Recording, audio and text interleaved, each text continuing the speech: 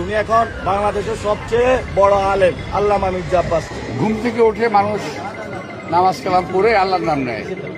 একজন আছেন উনি প্রথমে আমার নাম নেন।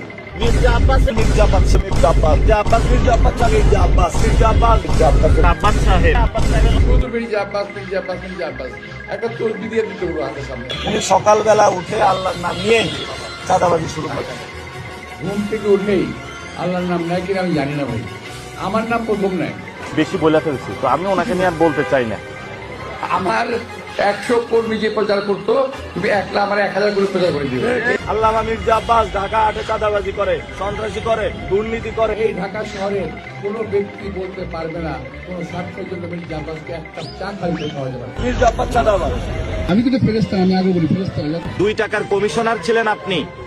ও আমার ছেলে 14 বয়সে, আমি ওদের কাজকর্ম বলে কি দুষ্ট বেশি ধরে নিচ্ছি আমি। শোনেন, বয়সে ছোট হতে পারি কিন্তু অভিজ্ঞতার ঘাটতি আপনার চেয়ে বেশি আছে।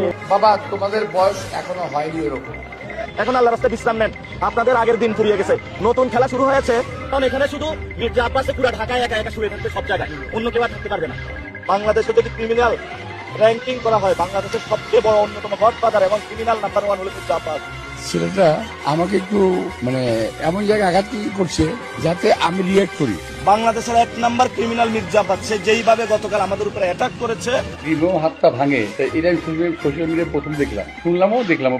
দাউদ ইব্রাহিম তোমার গডফাদার এবং ক্রিমিনাল আমাকে উত্তেজিত করার চেষ্টা করতেছে, কিন্তু ওরা বোঝে নাই যে ওদের মতো বহু ইলেকশন পার করে আমি আসছি। মির্জা আব্বাস ভাইয়ের আজকে বিবাহ বার্ষিকী, ভাইয়ের উত্তরোত্তর সফলতা কামনা করি। ছাগল পাগল কত কথা বলে, সবটা শোনা যাবে না।